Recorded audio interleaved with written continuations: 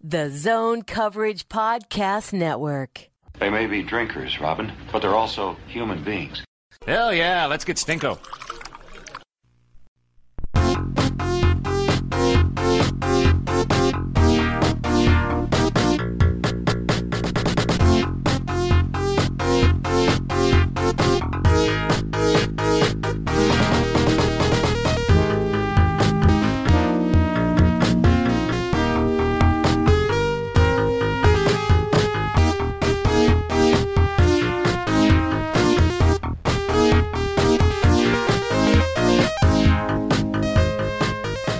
Welcome, Giles and the Goalie Podcast.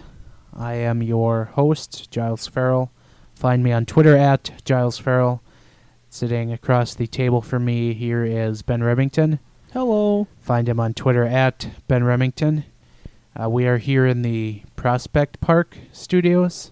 Are we in Prospect Park? Close to? I don't know. Am I off base? I just call it Dinkytown. I thought we were in Dinkytown. Did we call it Dingytown Studios? We did. But we clarified that we were not in the cupboard under the attic studios. Yeah, we're not in there anymore. At the radio station. They kicked us out permanently. Yeah. I don't blame them. Sure, Dinkytown Studios is where we are. Recording here on Monday evening. Happy Monday to you, Ben. Oh, did you enjoy your first Monday in your fancy new office, which we're now recording out of? To clarify, my office isn't much fancier than the old one that I was in, although I do now have a window.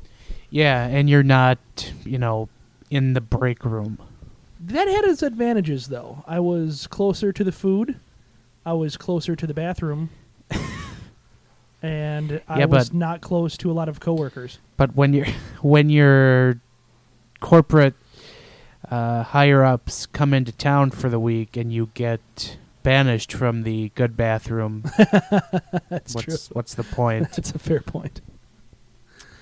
Yesterday we had I'm just going to go with this, the Vikings and the Chiefs. Oh, God. My two favorite teams in football. Sure.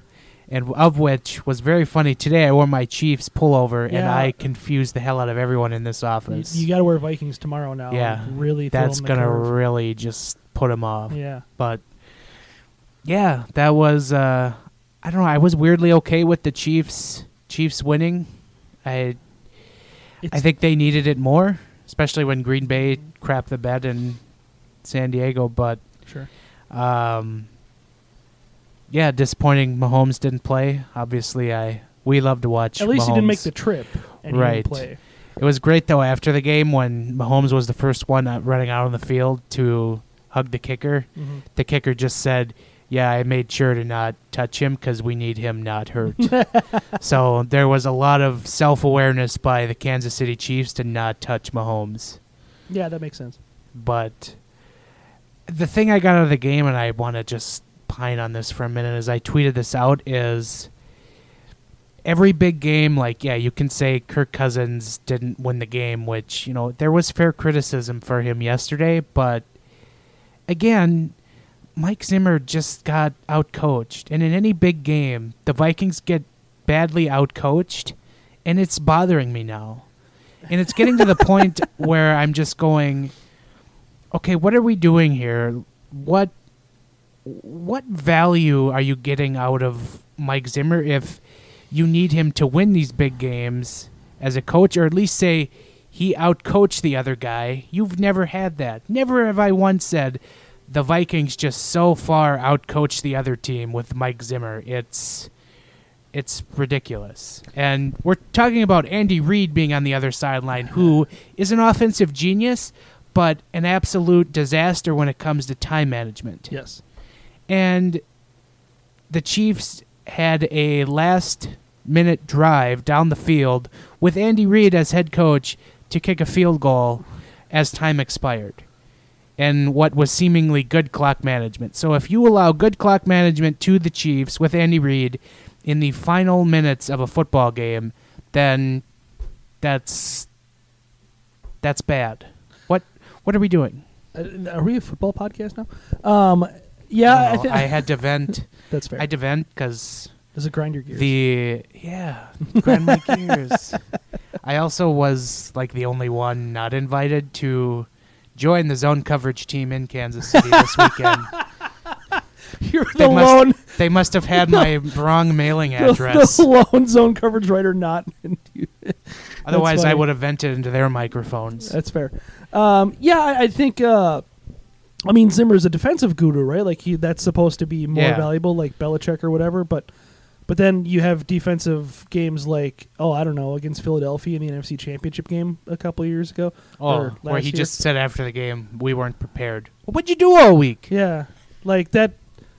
I'm not. Again, everyone knows my stance on the Vikings, but I'm with you where it's like Zimmer is. I think that he's a good coach, but I don't know that he matches. I mean, we saw look what the Rams did to them last season, and it seems like anytime he comes across another good coach, he gets outcoached. Mm-hmm. Like he can, that he has enough. He's good enough with the scheme and all that jazz that he can beat inferior coaches, and Lord knows there's plenty of inferior coaches in the NFL. Oh, there's plenty. But once he comes across, an Andy Reid, Sean McVay, Bill Belichick, he just gets the floor mopped with him. Matt Nagy outcoached him this year with Chase Daniel. Yeah, and how bad are the Bears? They're bad. They're bad. They're so bad. It's so funny, but they're so bad. Okay.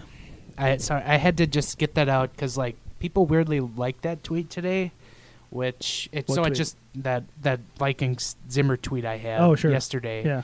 So it just kept regurgitating into my notifications. So it just built up into my head. So I had to just put that out there. Stirring the pot with your hot takes, Giles. You're halfway to AM radio.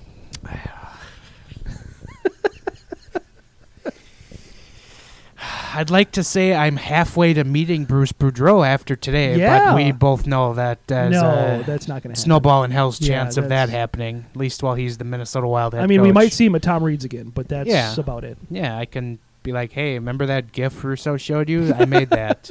What? What's a GIF? Yeah, that's exactly what he would say. Yeah. Okay, we have to talk about that too. Sure. Saturday night's game between the Wild and the Blues. Which was it goalie interference that was reviewed? So there was a goaltender interference review. I was watching it. I swear. Okay. Games just really blend together. It's so hard to pick out specific moments from a game anymore or what it was tied to. But yeah, there was a goaltender review where the Wild went up 4-2 on the Blues. Yes. And the goal was called back. And we got one of our all-time Bruce moments. This is legitimately probably my favorite Bruce on the bench moment as Minnesota Wild head coach, at least. And you can just clear as day see what Bruce is indeed saying. And I'm trying to pull up my hand-created GIF here for the viewers, but... the listeners. Sure. This isn't a television show. Bruce just fires out, I'm bleeping done, bleeping done. And he's got the arm movements going. He's so animated. And it's so amazing. He is just beside himself after that no goal call. Mm-hmm. And then you get Bruce incensed even more later on, which he's just yelling. He drops an F-bomb, but it was nowhere as good as that moment. And that is an all-time GIF, which has prompted me to consider starting just a library on some website of Bruce GIFs. Yeah. Because there's so many. So I have to first go through my computer and catalog all of them first before I get them into a library. So give me a little bit of time on that. But that was just an incredible moment. I think Bruce is to hockey coaches. So Bruce is like the Michael Scott of hockey coaches, where there's just a Bruce GIF for everything. There is. It's just, maybe some things a little bit thinner than others, but I feel like if you gift a lot of things that Bruce did, he's so animated and he's so funny. It's just you could find anything. I mean, you could literally describe anything with a Bruce Boudreau gif. It's like literally the drill Twitter account Yeah, where there's just a tweet for everything. Yeah, there's screenshots of drill account. It is. It's great, and I literally. The problem is I don't have them all in my computer saved as like Bruce or Boudreau. Some are saved as Bruce, some Boudreau, some BB for Bruce Boudreau. Gotcha. So it's just that I've done a disservice to myself now and having to go back through all these. But yeah, that was an all-time moment. And then it's up there with what's going to get some good usage again this upcoming month and a half or so is the Happy Holidays from last year, where Bruce is just incensed about something on the bench, and you could just see him drop an F-bomb, and then as they're about to go to commercial, FSN puts the Happy Holidays banner across the screen. And it was like a nuclear F-bomb, too. Yep. Like and it was, he's just it wasn't projecting subtle. it. It Right. was like the hard on the F. He's making sure somebody and then knows. the hard on the K, and he just nailed it. Yep. So he drops that, banner comes across, Happy Holidays, and then fades to black. It's just the gift that keeps on giving. Yes, and Bruce really is just a treasure, and basically everyone who quote tweeted that, which there was plenty of you, they had the same sentiment about Bruce, was that he is a treasure. So that was the amazing part of that game. The bad part of that game was that the Wild did not win. They crapped the bed and lost in overtime. So I'm sure Bruce had a few more F-bombs after the game. Yeah. But and that goaltender interference, and we don't need to expound on goaltender interference too far, but it's like it's become worse than a catch in the NFL, where there's really no black and white kind of description of goaltender interference. And, like, they can say, oh, he's impeding the goalie's ability to make the save, or he's, anything. But when you look at, like, for instance, on Saturday night, and I'm a goalie, and I can tell you what can impede, that was just a good screen. He wasn't in the crease, and I'm fine if you want to make the crease a hollowed zone, and any player who's in there, if he's impeding the goalie's ability to move around within the crease, that's fine. But Parise was outside of the crease. Allen was at the top of the crease. So Allen could have moved freely anywhere in the crease. That's just a good screen. Like, that's just textbook hockey. And so it just becomes like this weird cluster F thing where it's like, well, did he impede his ability to make a save? Well, of course he did. Because he was standing in front of him. Like, that's a screen. That's what that's called. You can't say that he's impeding. Like, that under that definition, nobody can stand anywhere remotely close to a goaltender. right. And Parise didn't really make contact. He if anything, they barely touched front and back a little bit, but it really was completely innocuous. I just did not see any kind of meaningful contact that would have prevented him from making that save. Yeah. And I don't know. It's just officiating in general has just become frustrating. You mentioned, what's a catch in the NFL. That's not even the biggest what is in the NFL right now. Nobody knows what interference is. Well, yeah, no, they Pass made it interference. reviewable. Yeah. Because nobody knows what that is. So it's Saints just game. as egregious as goaltender interference in the NHL. Right. So it's there's some parallels to be drawn there, but I was actually fortunate to catch all of that. I literally had just gotten home 20 minutes before that happened from the Gophers game Saturday, which was fortunately a 4 p.m. start. Yeah, that was nice. And if you don't know what I'm referring to, I am pitching in with some Gopher hockey coverage for Zone Coverage. Myself and Drew Cove, who we actually got to sit next to each other on Saturday. Probably a rare occurrence that we'll both be at the game, but check out zonecoverage.com/Gophers for our coverage of the Gopher hockey team, which they sidebar grind gears deal. Friday night, the Gophers, I don't know how to call it. So now college hockey has... Oh, the overtime. Yeah, they have an overtime setup. So now there's 2 overtime phases. Yeah. The first is 5 minutes of 5-on-5, and if nobody scores in that 5-on-5, they call that a tie in the NCAA standings. Yes. Which is what happened. Yes. But then for Big Ten standings purposes, they play another 5-on-5 after that of 3-on-3. Another 5 minutes of 3-on-3, yeah. Right. Of which the Gophers scored in that second session at 3-on-3 to win for Big Ten purposes. Sure. So I don't know if I need to call it the Gophers won, the Gophers tied. What am I calling it? It was so hard to say the next day, Gophers are going for a sweep or Gophers are going to take more points. You need a analytics person to come in and show me how this works. I'm so thoroughly confused. It is ridiculous that they have different levels of scoring and not scoring, but different levels of bookkeeping. Yeah, and the best classic the best description I got was from Nate Wells, who just said the Gophers are going for 5 out of possible 6 points this weekend. Sure.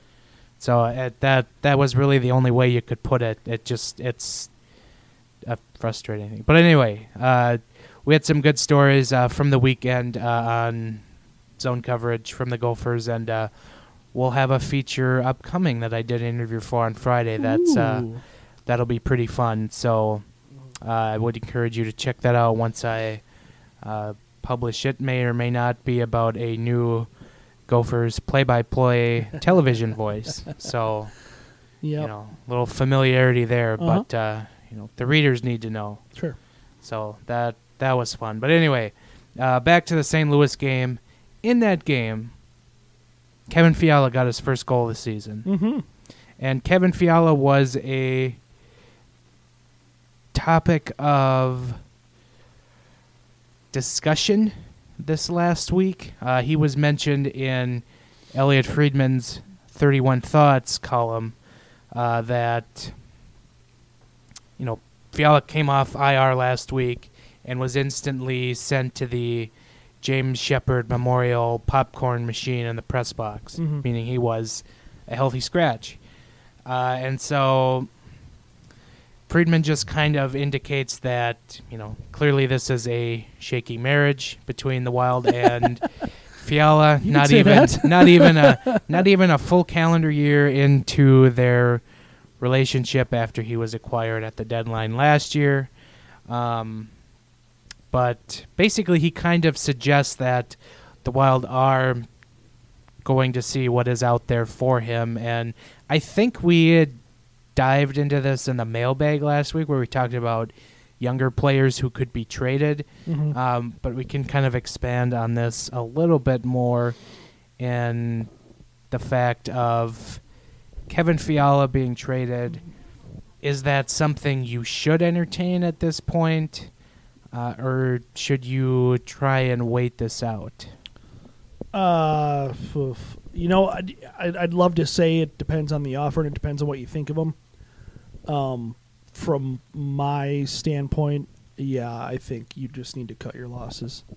And Bill Guerin, it's not that simple. And it's not as simple as saying, "Oh, get rid of him." And that's why every idiot on Twitter who just wants to quote unquote get rid of a player, it doesn't work like that. And that's kind of the situation with Kevin Fiala. Would I like to see him gone and moved for something of value?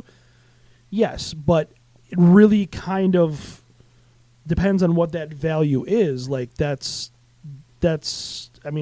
a lot of different definitions there. Is a third round pick value for him? I'm not even sure you get that at this point. Well, right, and that's what I mean. Is he worth trading for a 5th round pick? No, I think you hold on to him for that. I think you hold on to him for probably a 3rd too while you're at it. But if somebody comes knocking your door and gives you a 2nd, that's something to consider. Or maybe God forbid you do another quote unquote hockey trade and you get a player that you might prefer, or a player that you think suits the team better, maybe somebody with a right-handed shot. I don't But it just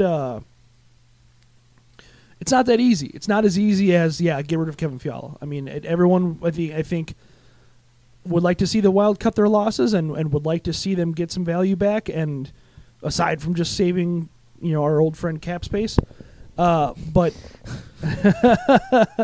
but I don't know. It's not that easy. And so I'm sure our friend Tony will vehemently disagree with me. But I think if you can get some value back, sure. But it really hinges on what your definition of value is. And I talked about this in that mailbag last week, that you have to clear some roster space for Kirill Kaprizov, who, if he comes next year, you have to put him on your roster immediately. Mm-hmm. You cannot bring him over and just shovel him into Iowa. Mm-hmm. Don't do that to anyone. Don't worry, she doesn't listen. And you don't. The only player you have as a UFA right now for next year is Mikko Koivu, which he's a center. He's not a wing. So you're in essence not losing anyone off the wing. And so I think that makes somebody like Fiala, who only plays the wing, more expendable. And it makes, certainly the others like Donato and Greenway. I don't think the Wild are going to move Eriksson Ek anytime soon. I think you can kind of take him out of any trade thoughts, because I think they'll want to give him his fair shake at center at some point. So I think he's safe. And Luke Cunnin I don't really see as being a trade bait as of yet. Hasn't done anything. Right. Yeah, really. But so and he fits in there too. But anyway, the point of it is they have to clear some space on the wing for Kaprizov, and if Fiala is part of that solution in doing so, then that's fine, because there's seemingly more upside in Kirill Kaprizov than Kevin Fiala at this point. So I just say do what you have to do to make space, and if it just means you trade Fiala for a bag of pucks, then so be it. For a ham sandwich. Yeah, the expired ham from the Quickie Mart. Oh, expired. Just between me and you, smashed hat. Yeah, I don't know. It certainly, he's certainly been disappointing. There's certainly some underlying numbers that say he could be good, but I don't know that's it might just be a change of scenery thing. Like, it obviously hasn't worked out here. How many times have we seen that? Like, where a player goes to a certain place and it just isn't the right fit. It just isn't the right team. I mean, Fiala might be good in more of a third line role where the team doesn't need as much from him. Whereas the Wild very much need something from him. The Wild need him to produce at a high level, to kind of push towards the playoffs. Like we talked about, those 5 young players, they all need to produce. Kevin Fiala needs to produce for this team to be good. He'd probably be a lot better off on a upper echelon contending team where either that, or he might be better off on a team where he can play first line minutes every night. Maybe a super rebuilding team. Either one of those situations might be better for him. The Wild are kind of stuck in this muddy middle that probably isn't great for his development, because there's more pressure on him now, but at the same time there's not as much playing opportunity as well. All right. Any last thoughts on any other thoughts on the Wild as a whole right now? I mean, there's nothing really out of the ordinary going on right now, and they're just kind of doing the status quo that we've already kind of expunged on so many times this year, where it's just bad goaltending. And it's another thing I got a lot of in my mentions on Saturday. It was just stoppable pucks that just get through. And yeah, if I were still writing, I would definitely have done something on diving into something, some kind of root cause to what we're seeing out of Devin Dubnyk. I know you wrote an article on him earlier this season, but I would like to. I really want to dig into what is wrong with him, but unfortunately, I get the feeling that it's not as simple as, you know, a mechanical flaw that can be fixed. It's not as simple as, you know, issues with positioning. I just feel like there's, and we've seen this out of him a number of times, where there's a mental part of his game that's just not quite there. Like, we're seeing a lot of stoppable pucks, as you're talking about. I think there's just some mental lapses, and that's really hard to get a diagnosis out of, you know, and really hard to get any kind of action plan out of. There's still plenty of time to, you know, make a brief return out of retirement. I can cut you some gifts, and you can show what's going on. Like, well, that's just it. I don't know that I can. That's this thing. Like, I was a goalie, but I'm not going to pretend like I'm some kind of uber goalie guru, like I should be an NHL goalie coach or something, where I can identify. I mean, I can see some things that are wrong in a goaltender just from playing. Well, act like you are. People aren't going to know the difference. That's true. People read far stupider crap on the internet. So that's very true. But I don't know. I just getting what I've just without digging super deep out of Dubnyk, I don't see anything like that where it's like, oh, he's just playing, you know, his angle's wrong, or oh, he's just, you know, it just. I think it's just mental with him, and I think it always has been. And whenever he's struggled, it's never been like, oh man, like he's just, you know, playing way too aggressive, or he's just not. It's never been that easy. It's always just been like, oh, that was a really stoppable puck that he just flat missed, or he's just out of position in the sequence for whatever reason. You know, he's just not seeing the puck well. So it's really tough to diagnose those kind of problems. Wild opened the month of November with that loss to the Blues, obviously in overtime, which, shocker, a long shift ends with a goal against. But right now they are 4-9-1 with 9 points, last in the Central Division, and that is actually second worst record in the Western Conference. Let's play a little game here. Can you name the team that is the worst record in the Western Conference?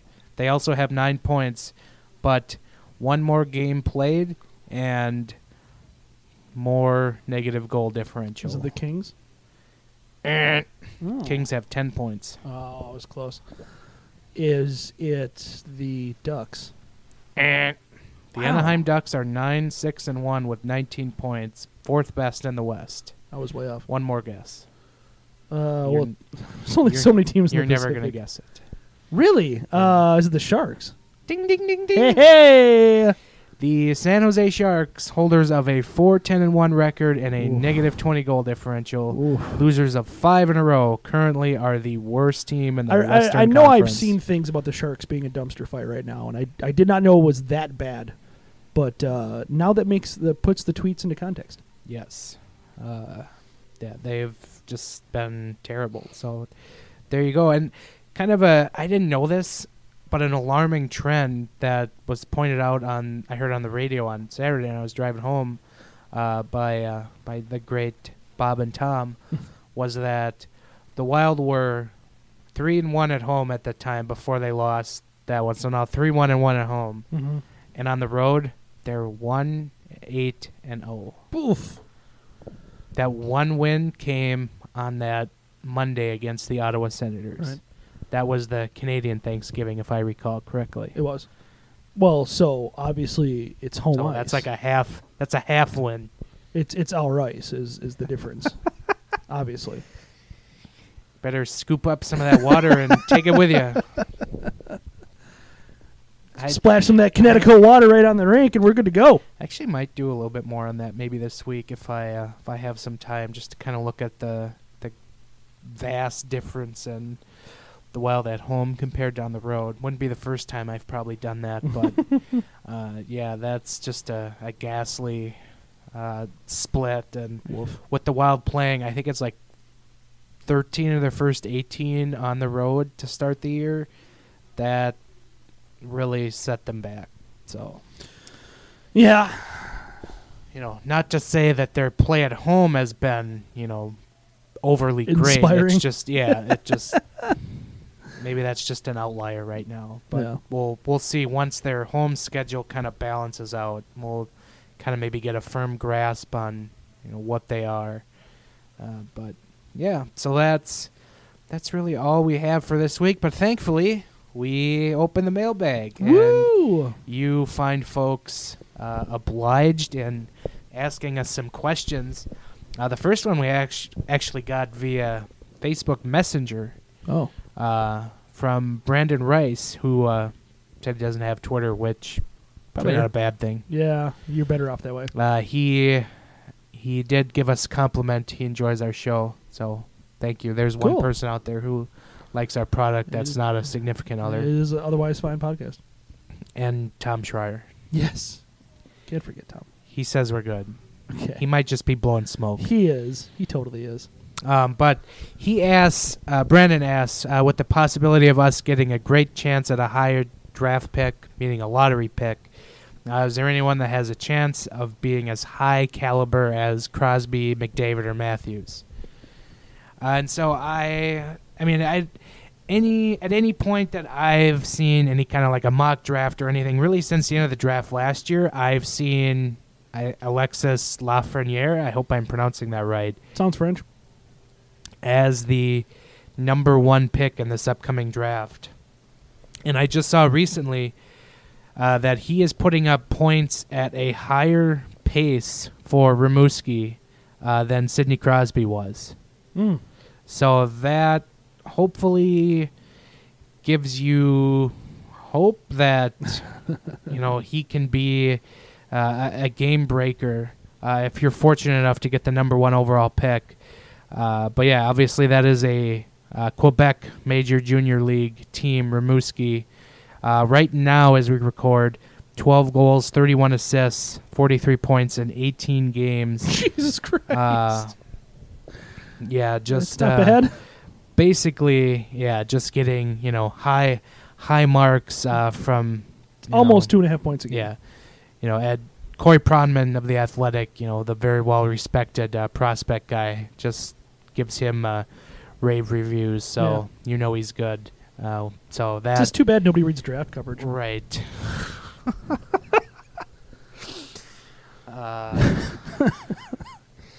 That's funny. I heard the same quip over the weekend from a former podcaster of ours. I think it was the exact. God bless him. The exact same thing. Good stuff. Oh, I should have had just a microphone on.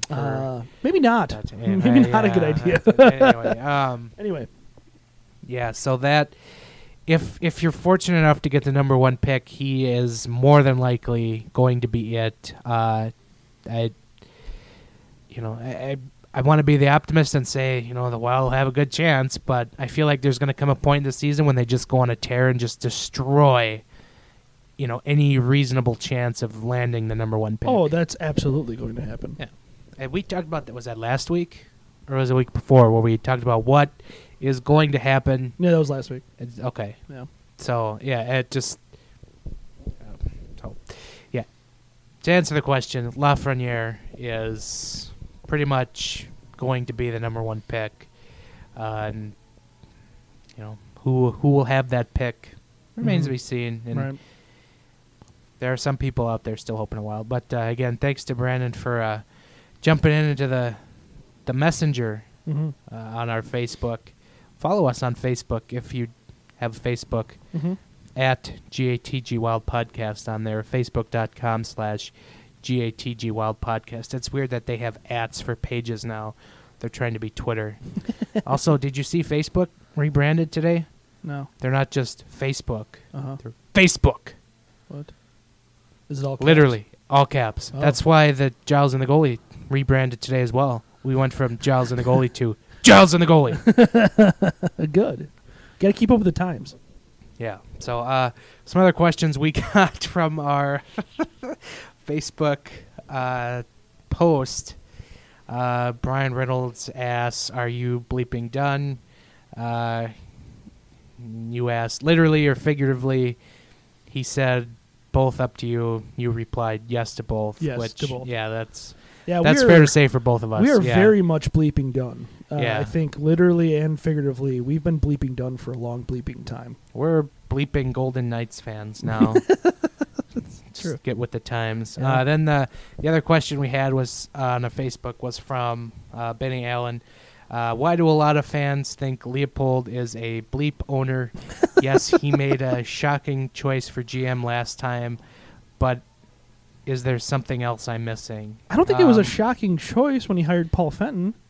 It turned out to be a bad hire, but I think it was more shocking because there was the revelation that the Wild really didn't do their due diligence in kind of the background checks and balances that you normally should have on Fenton before. Yeah.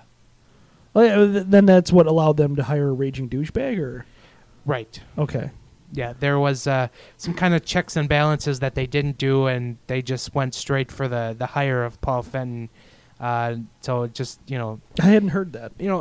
It's basically, you just kind of ask around, like, what people think of him, sure. or, how have you interacted, it's They like, didn't get that from anybody? It'd be like, Tom Schreier hiring me without, asking around and knowing that you can find me at Unnamed Bar and Grill in Roseville most Friday nights. You got to go to Unnamed Bar and Grill first right. and ask them about Giles. Right. That's, it's just things like that. But I think the thing to me that is just kind of not necessarily, I don't think he's a bad owner, but it just, it makes me kind of take a step back where I just go, he really puts the pressure on to win, and it's now becoming a time when you kind of need to make a sacrifice here and say, okay, let's maybe, try and, retool a proper way through the draft, which, the Wild really haven't done since, 2009 through 12, essentially, under Chuck Fletcher. Right. When they just got to have a time where they just stack with draft picks and just start building up that way. It's a slower build, but that is the proper way to do it. Yeah. That's how you're going to find things you're missing. And, having a natural goal scorer that you drafted and developed isn't a bad thing, because not only does goal scoring make people want to buy tickets, it's buying merchandise, jerseys, posters. You're sitting right in front of a Marion Gabrick poster. It's classic. Hats, shirts, whatever. Sure. That's how you're going to get these things. So I don't think he's a bad owner. I just think he just wants to win so badly. I think it's clouding his better judgment. I think his fanhood gets in the way of him not meddling. And I don't know that he's super meddlesome. I mean, he's not like Dan Snyder, He's not classic George Steinbrenner kind of meddling. He's not Eugene Melnick, luckily. Thank God. But I think what he does, he doesn't meddle so much as, he applies pressure to win, and then that's just kind of, in a kind of a roundabout way set this team back. Yeah. So that, and I think it was one of our first 2 podcasts of the year where we kind of really went on kind of the good and bad of Leipold not kind of embracing more of a, not necessarily a tank, but more of a proper rebuild. Retool. Rebuild. Sure. The Wild don't like to say rebuild, so I've also kind of scrubbed it from my mind. But anyway, so some other questions we had on our Twitter account at GATG Wild Podcast. Zeke Boyett asks, do you think that the potential cap recapture penalties on contracts that were legal at the time they were signed were fair? And this is a good question, because a lot of people really starting to get worried about cap recapture penalties from certain contracts. I can only imagine. Parisi and Suter, mind you. And, you know what? I'm going to say it. That is pretty BS. These contracts were signed at the time they were deemed legal, and then the lockout happened, and then this rule just popped out of nowhere that says, these are now no longer legal, and you can get retroactively, not retroactively, but basically, if they retire before these contracts are up, then you are going to be punished, which that's BS. Do it moving forward. Don't do it after the fact. I'd agree with that. And you just know that the Wild are going to get royally effed by this. at some point. Yeah, I think where this team is at, and people probably don't want to hear this necessarily, but And when we're seeing Prezi and Suter retire in whatever it is, might be 3 to 5 years, right? With a year or two left on their contracts, right? Yeah, they're going to get screwed by those recapture penalties. No, it's not going to be fair, but I don't know if the Wild are going to be in an outstanding position to win at that time anyway. So, I mean, it's going to be kind of a moot point if they're stuck in salary cap hell because of these recapture penalties.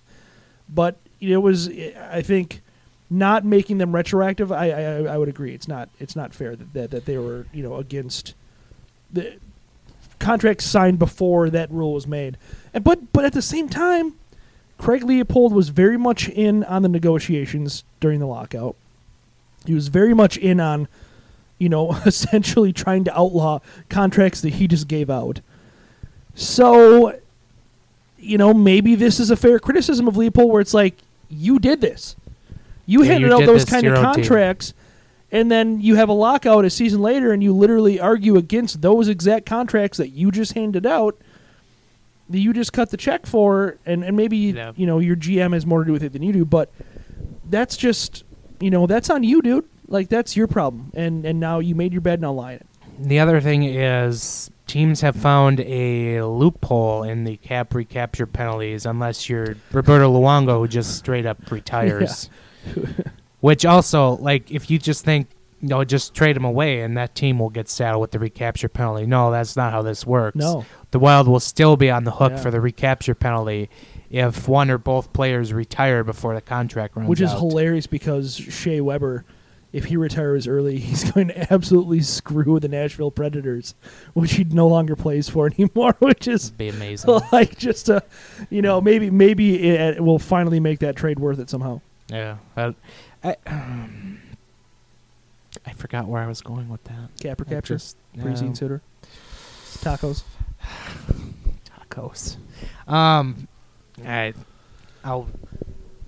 I'll move on. Yeah, I'm gonna remember. I'm gonna remember in 2 minutes. I think we gave a good answer on that. Anyway.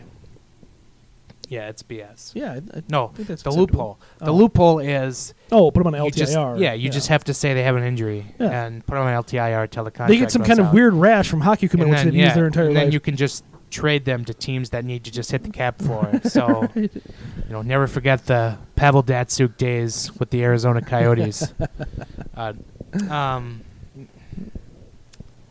Let's see. Next question is Tyler asks, where is the Breezer dog content from the Wild Media team?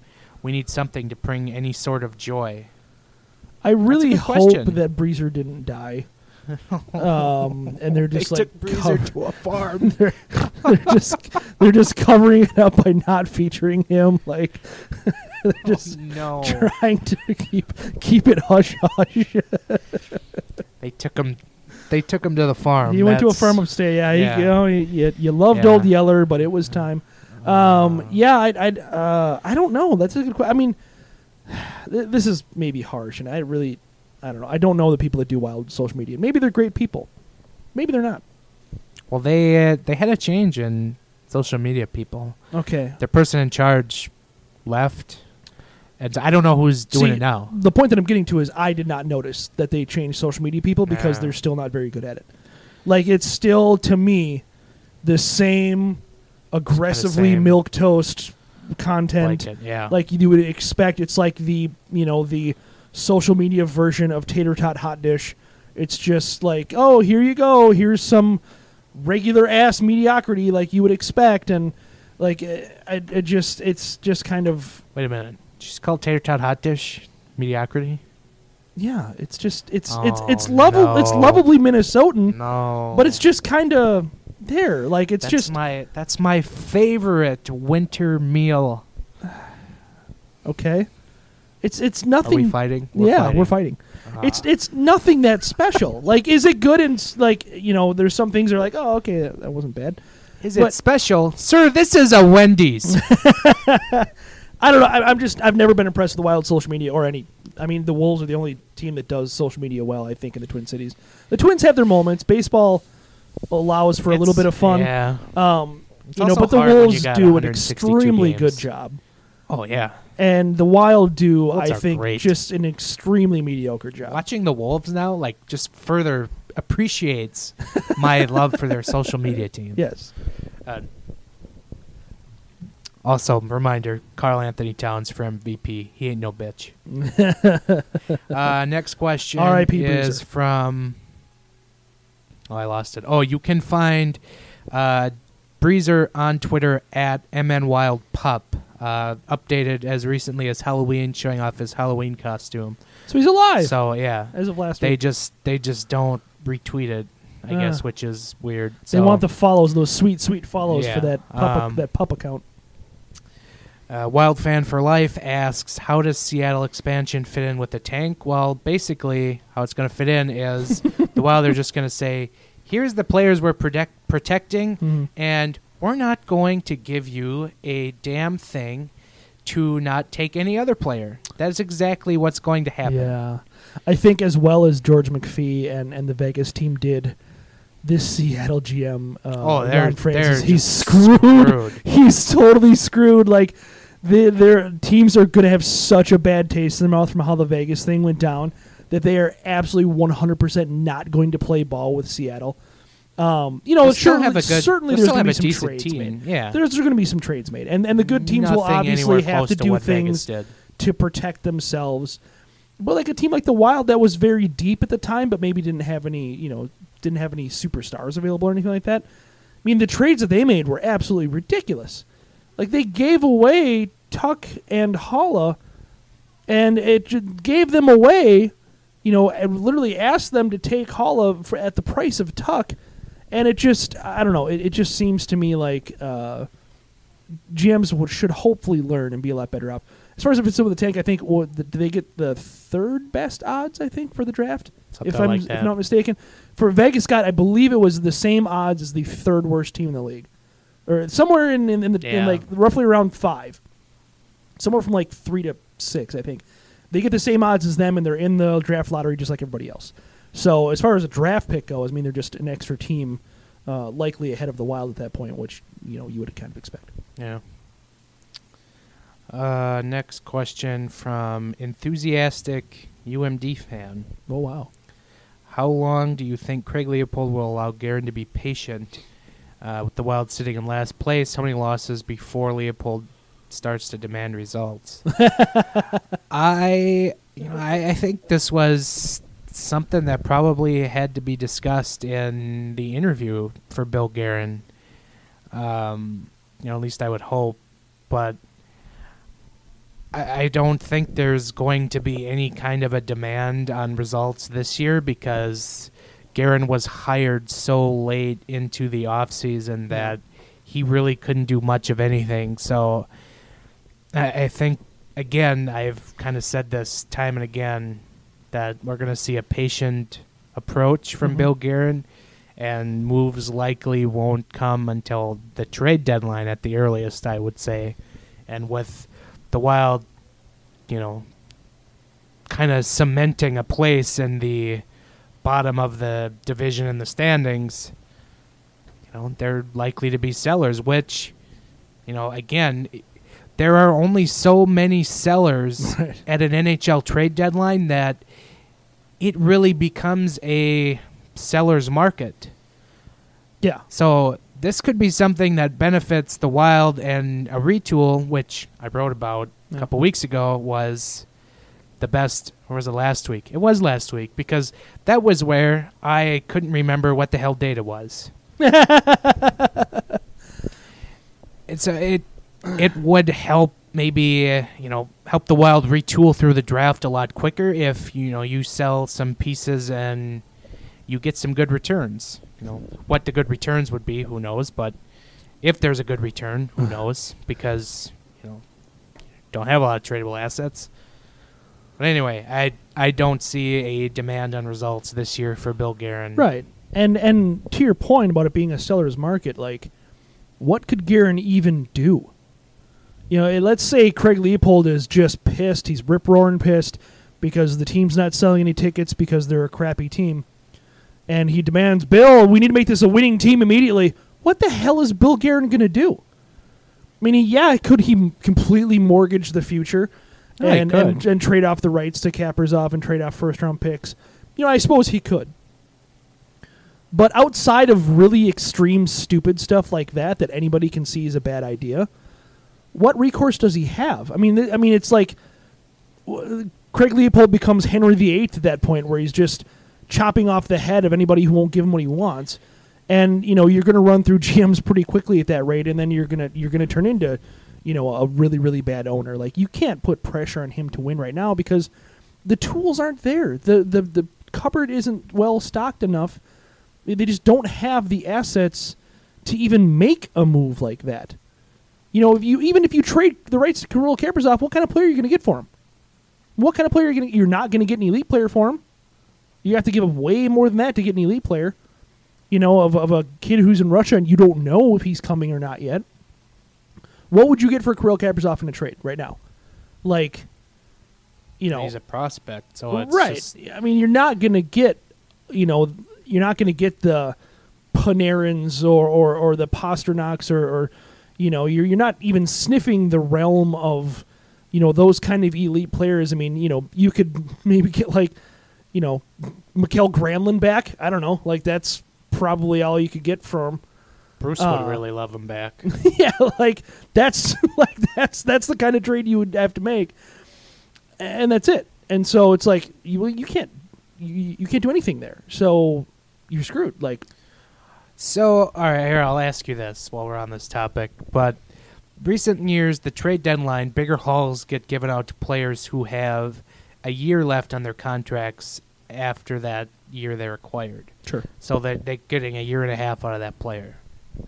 So the Wild don't have any pure, rental type of players this year outside of Koivu, who that really is just a toss of the coin as to if he would go. I don't know. But two players pop up when you kind of search by, UFA after 2021. First one is Devin Dubnyk. Mm-hmm. If a goaltending strap team picked up the phone and made you a decent offer for Devin Dubnyk, would you do it? Yeah. Instantly. All right. Yeah, I'd because he's not the answer long term. And not to say that he's super old or anything. He's only 33 years old, but I mean, if a team really, really wants him, how do you say no at this point? He's got an .883 save percentage right now. That's brutal. Struggles are struggles, but I mean, he, looks like he lost it and he ain't coming back. So, unless you really have a whole lot of confidence in him somehow turning goalie whisper as your head or your goaltending right. coach, unless you can get Sean Burke on the phone, I just don't know that. I think you take a deal for him if anybody wants to give you any kind of value. And the cap relief for him isn't even that great. So, and this is probably the more palatable player that you could probably get a decent haul for in return for Jason a team. Zucker. No, for a team looking for a good second pair defenseman, Jonas Brodin. Yeah. He's only 26. Yeah. His cap hit of $4.16 million might maybe not be palatable to some teams, but say you're the Wild and you're willing to eat, say $500,000, $750,000 for the next year. Yeah. That might make it way more palatable for a team to cough up a first-round pick. Yeah, if you get a first-round pick for Jonas Brodin at this point, I think you take it and run. I've always been a little bit of an avid hater of his just because I really... Because he's Scandinavian? Yeah, that must be it. No, he's so allergic to offense. The guy contributes literally absolute zero to the offensive side of the ice. And is he a good defender? Absolutely, and I'm not going to disagree with that. And he's a smooth skater, and you like his play through the neutral zone and whatever. But I mean, you talk about this team being frustrating with pass-first offense. He's one of those guys, and he doesn't get a whole lot of flack for it. But when have you seen him just rip one off? He is pass first, and then pass again, And so I won't rant too hard on him, but I think if you get a really good value deal for Brodin, I think you should take it. I mean, he's only 26, and that should help his value. But I think you take it. Yeah. No, I would agree if you can get something for him, a decent draft pick or a decent prospect, and you're still willing to eat, I'd say even up to $1 million if it means you're getting a higher draft pick. Mm-hmm. Do it. Just do it. Like, he is easily replaceable, and it would save you some cap for the future. So, or at least next year, I should say. No, again, another selling point is he's only 26. Right. Like, Jonas Brodin feels like he should be in his 30s by now for how long he's been here. He just played his 500th game. But yeah, he's only 26, 26, so there's still a lot of good years left. So there should be some good value there. Yep. So, all right, we're running on time, so we'll do one more question, which we'll do from. Well, there's another Austrian question. We can do a couple. Plow through rapid fire. Lightning round. Okay. From State of Hockey Guy, does Bruce get a new contract next year? Probably not. No. Do the Wild trade for futures and give some of the Iowa hopefuls a good look since they aren't doing anything anyway? Probably not. Yeah, probably not. Especially when it comes to the Iowa players, because Sam Annis can't find favor with any general manager, regardless of who it was. Will the organization ever consider load management with Ryan Suter? Probably not. Nope. Not over his dead body. Nope. What's the most positive thing you can say about the Minnesota Wild? Oh, God. All right. Which team, excluding the Wild, has been the biggest disappointment this year? I think, not to say that people didn't see it coming with the Sharks, but, I mean, it was surprising to me the Sharks are bottom in the West right now. Did they lose Pavelski? Yes. Is Martin Jones not good? Yes. But, I mean, you really got to think that a team that, lost essentially one player, granted is a very important player, but it's really surprising to see that team with that much talent, too. I mean, you're talking a team with Erik Karlsson. You're talking a team with Brent Burns. Jumbo Joe can still play a little bit. They just got Patrick Marleau back. They've got some talent, but, I mean, is that team just torpedoing itself? I got to Dallas, Tampa Bay. Yeah. If you started the playoffs today, which, small sample, but start the playoffs today, neither are in the playoffs, and these are teams that a lot of pundits were putting in the Stanley Cup final, one or if not both. Dallas, whatever. I don't know that I ever really bought that. I mean, Ben Bishop had a good year, don't get me wrong, but I've never been a big fan of what they have on the back end. Tampa is certainly shocking. Yeah, as much of a juggernaut as they were, and the playoff was a small sample size. They got waxed by Columbus, and that happens. But, I mean, that team was a juggernaut like we hadn't seen in a while. Okay, back to rapid fire. Yeah. Can almond milk be classified as milk? Ooh. Yes. Yeah, probably. I mean, it's weird, but whatever. Do you think the reason Leipold doesn't want to rebuild is solely because of Kaprizov? No, I think it's more based on he wants to win. Like, he wants to win. And you can say whatever you want from that, being ticket sales or what, but he wants to win. Will the Minnesota Wild draft Marco Rossi, an Austrian, sent in from Austria? Probably not, just to spite you. Serious mashup. Yeah. Blow it up? Question mark. You can't still. Yeah. Like that's been the answer for 5 years now. Then the last one. I think we kind of touched on this at the beginning, but could anything possibly top Bruce's "I am effing done" gif?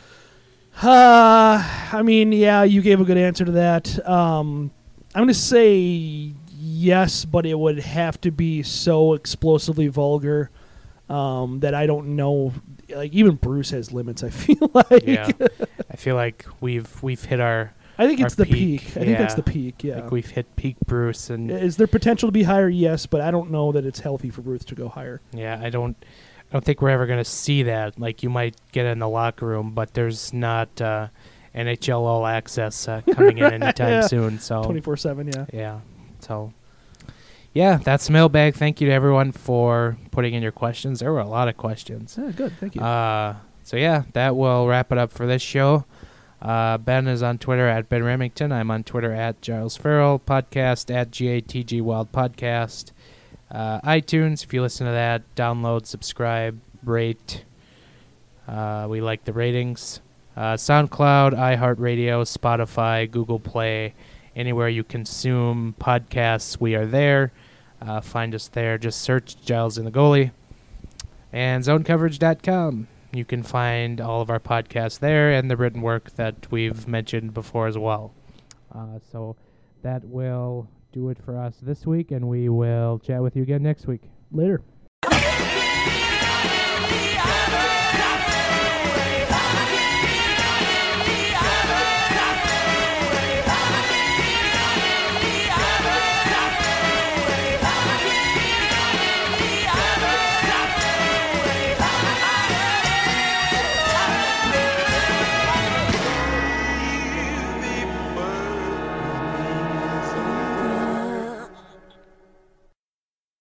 It's not resiliency. You're making it sound like we're good. That's all. I'm done.